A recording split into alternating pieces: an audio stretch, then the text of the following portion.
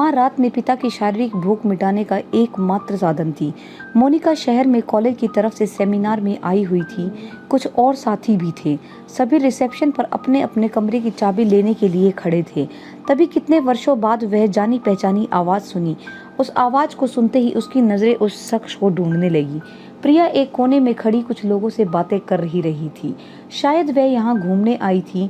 मोनिका के कदम अपने आप उसकी तरफ चले गए, जहाँ मोनिका को हल्की आवाज में उसने पुकारा था।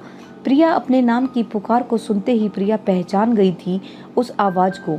इस तरह तो केवल मोनिका ही बुलाती थी। वैसे रिश्ते में वो भतीजी थी मोनिका, पर हम उम्र थी दोनों और पक्की सहेलियां भी। उन दोनों के पिता भी रिश्ते से ज्यादा अपनी दोस्ती को ही मानते थे। मोनिका के पिता सरकारी दफ्तर में अफसर थे, तो प्रिया के पिता सरकारी कॉलेज में प्रोफेसर थे। दोनों साथ पढ़ते थे, लेकिन सोच में दोनों की बहुत अंतर था। मोनिका के पिता बेटा या बेटी शिक्षित होना जरूरी है मानते थे, पर प्रिया के पिता स्त्री को हमेशा हीन भावना से ही देखते थे। बेटियों को शिक्षा भी उन्होंने अपने हिसाब से करने दी। मोनिका के पिता ने उसकी शादी भी इन शर्तों पर की थी कि उसकी पढ़ाई नहीं रोकी जाएगी। नौकरी करना ना करना उसकी अपनी मर्जी होगी। 12वीं की परीक्षा के बाद मोनिका गांव चली गई थी। चाचा की शादी में तब उनकी आखिरी मुलाकात थी। मोनिका का गांव जाना उसके बाद बंद हो गया था। दोनों सहेलियों में चिट्ठी के आदान प्रदान का सिलसिला रहा, पर प्रिया के पिता की छोटी सोच की वजह से वह संपर्क में भी नहीं रहे। वर्षों के अंतराल बाद मिल रही थी दोनों अपने अपने मन की बातें एक दूसरे से कह देना चाहती थी। मोनिका ने प्रिया से पूछा, प्रिया तुम यहाँ कैसे आई हो? घूमने? प्रिया, मेरे पति सेमिनार में शामिल होने आए हैं। तुम कैसे यहाँ आई हो? अकेली हो या पति भी साथ है? मोनिका, मैं भी सेमिनार के लिए ही आई हूँ और अकेले तो नहीं हूँ, कॉलेज के साथी हैं, यहाँ पति तो नहीं है। दोनों अभी शुरू ही की थी अपनी बातें कि मोनिका के साथियों ने उसे आवाज लगाना शुरू कर दिया। मोनिका, जल्दी आओ यार, हमारे कमरे की चाबी मिल गई है, चलो जल्दी। मोनिका ने रुकने का इशारा कर प्रिया से कहा, तुम इसी होटल में रुकी हो ना? प्रिया के हाँ कहने पर मोनिका ने उससे उसके कमरे का नंबर पूछा और आधे घंटे में उसके कमरे में मिलने को कहा और अपने साथियों की तरफ बढ़ गई। मोनिका के आत्मविश्वास से भरे कदमों को देख थोड़ी जलन हो रही थी प्रिया को, और वह उसे जाते हुए देख रही थी। तब उसके पति ने उसके कंधे पर हाथ रख उससे पूछा, प्रिया कौन थी वो? पहली बार किसी से ऐसे बातें करते देख रहा हूँ तुम्हें। प्रिया जैसे सपने से जागी हो वैसे ही मन की स्थिति पे होठों पर हल्की सी मुस्कान के साथ कहा, वह मोनिका है। पति ने कई किस्से सुन रखे थे प्रिया के मुंह से। अच्छा, यहाँ अकेली क्या कर रही है? प्रिया, वह भी सेमिनार के लिए आई है, बोल कर गई है आधे घंटे में हमारे कमरे में मिलने आएगी। वाह, यह तो बहुत अच्छा हुआ, तुम्हारी उससे मिलने की इच्छा भी बहुत थी। देखा तुम आना नहीं चाह रही थी और आते ही पुरानी दोस्त मिल गई तुम्हें।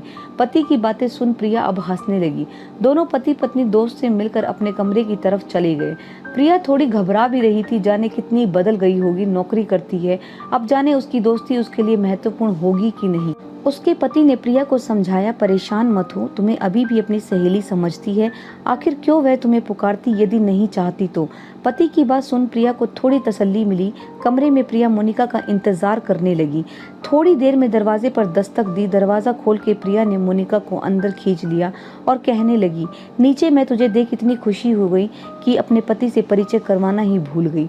इनसे मिल, मेरे पति दिलीप शुक्ला, ये प्रोफेसर हैं। फिर पति की तरफ देख कहने लगी, मोनिका मेरी एकमात्र सहेली। प्रिया के परिचय करवाने के बाद तीनों एक दूसरे से बातों में लग गए। एक दूसरे का हालचाल जानने के बाद मोनिका और दिलीप अपने अपने विषय के बारे में बातें करने लगे। सेमिनार से जुड़ी हुई बातें होने लगी दोनों में। देखते ही देखते रात के खाने का समय हो गया।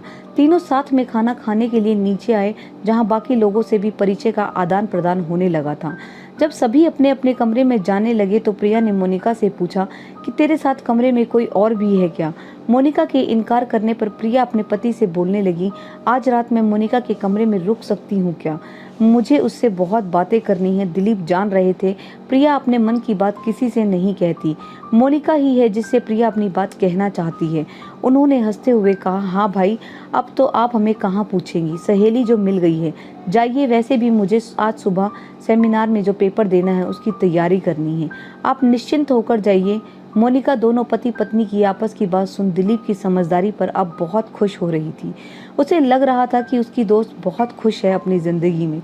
मोनिका और प्रिया कमरे में रात्रि विश्राम के लिए कपड़े बदल आराम से बिस्तर पर बैठ गई।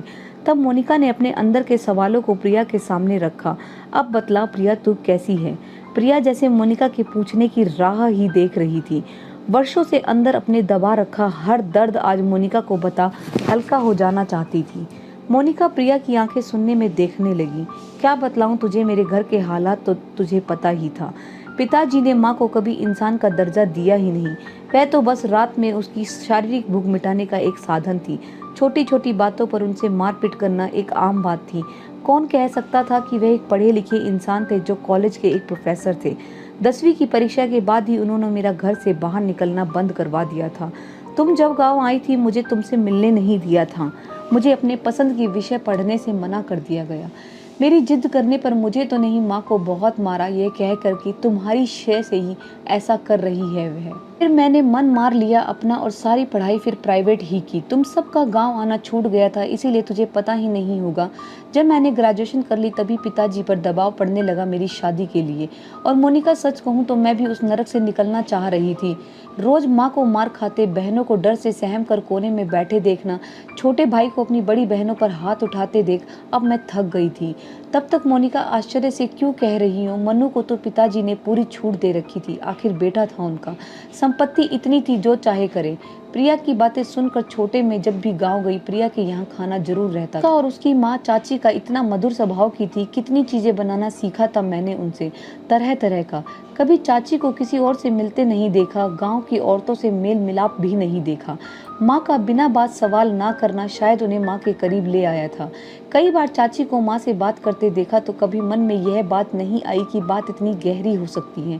चाची इतने कष्ट में है, प्रिया ने भी कभी घर की बात नहीं बताई, शायद झिझक से। मोनिका को अपने ही सोच में गुम देख प्रिया ने आवाज लगाई, मोनिका मोनिका।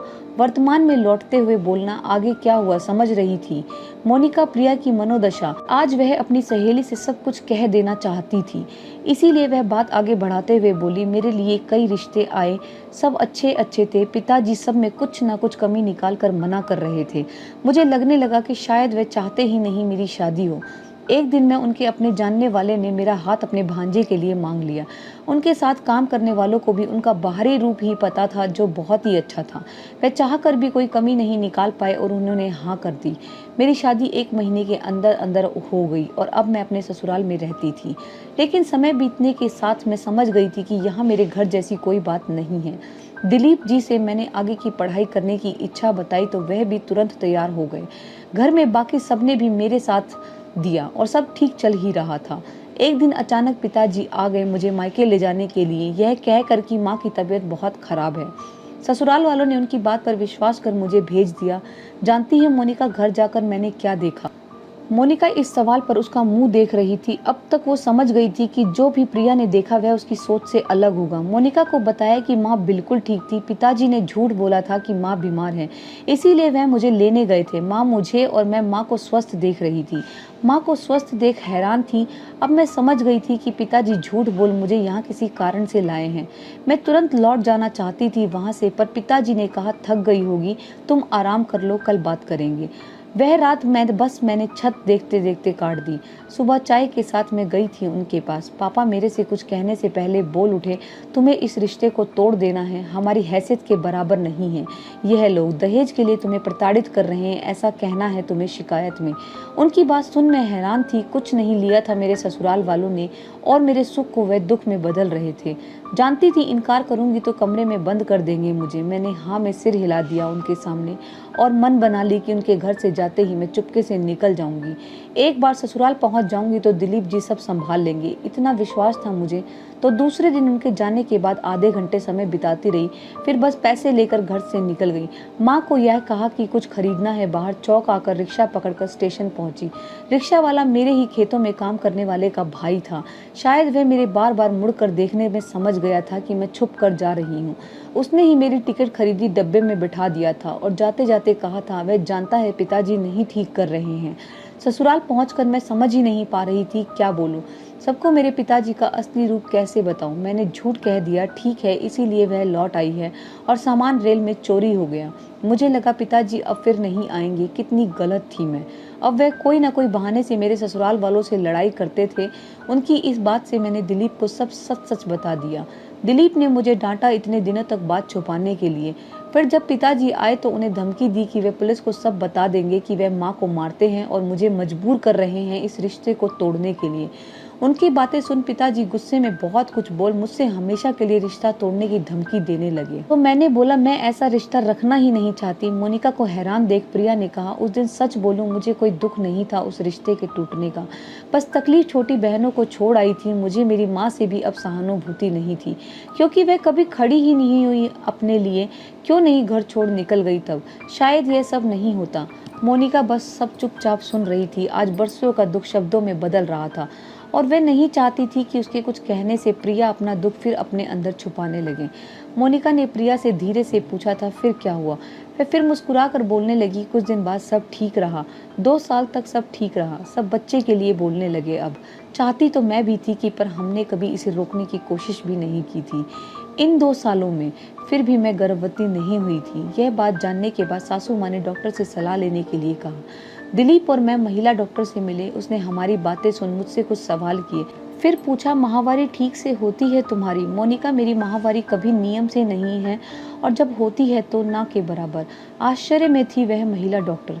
ठीक है, पर तुमने समय पर क्यों नहीं दिखलाया किसी को? मैं उसको समझ नहीं पा रही थी कि मेरी परेशानी हो सकती है और हमें जल्द से जल्द रिपोर्ट करवा कर दिखाने को कहा। और रिपोर्ट आते ही हम उनसे मिलने गए। डॉक्टर ने बताया मेरा गर्भाशय पूरी तरह विकसित नहीं हो पाया है। अगर समय पर इलाज हो जाता तो शायद सब ठीक हो जाता।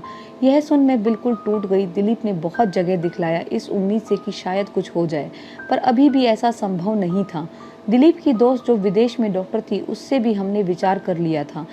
प्रिया ने फिर गहरी सांस ली और आगे का कुछ महीनों में हम बहुत परेशान रहे। फिर लगा मेरे माँ बाप की गलती की सजा इस परिवार को क्यों मिले? यह मेरी नियति है, इसमें दिलीप क्यों पिसे? मैंने उन्हें मुझे छोड़कर दूसरी शादी की सलाह दी। जानती है उन्होंने क्या कहा? मोनिका के सवालिया नजरों का जवाब प्रिया ने खुद ही दे दिया। बिना कुछ पूछे दिलीप ने कहा, सुख दुख में साथ रहने की बातें हुई थी प्रिया, यह नहीं कि जब मैं दुख में रहूं तो तुम साथ दो और जब तुम पर आए तो मैं अपना रास्ता बदल लूं। फिर उन्होंने पूछा था, अच्छा बतलाओ मेरे में कोई कमी रहती तो क्या तुम मुझे छोड़ देती? मेरे जवाब देने से पहले वो खुद बोल उठे थे, नहीं ना। फिर मैं ये कैसे फैसला ले लूं? अब हमारा साथ हमेशा के लिए और आज के बाद इस विषय में हम कोई बात नहीं होगी। मोनिका स्तब्ध हो प्रिया का मुंह देखे जा रही थी और सोच रही थी क्या कभी प्रिया के दुखों का अंत होगा। प्रिया ने मोनिका को उसके सवालों के घेरे से बाहर आते हुए जवाब दिया, मैं और दिलीप बच्चे को गोद लेने की सोच रहे हैं। क्या मैं ठीक कर रही हूँ ना? मोनिका ने प्रिया को अपने बाहों में ले लिया और प्रिया की सारी आशंकाओं को दूर करते हुए कहा, बहुत ही सही निर्णय है तुम दोनों का। माँ भावनाओं से बनते हैं, जन्म देने से नहीं। मुझे पूरा विश्वास है तुम एक बहुत ही अच्छी माँ बनोगी। यह आश्वासन पा प्रिया अब निश्चिंत हो गई। दोनों सहेलियां थोड़ी इधर उधर की बातें करने के बाद सोने चली गई। दूसरे दिन दोनों फिर से अपनी जिंदगी में लौट गई कि अब दोनों एक दूसरे से संपर्क बनाए रखेंगी।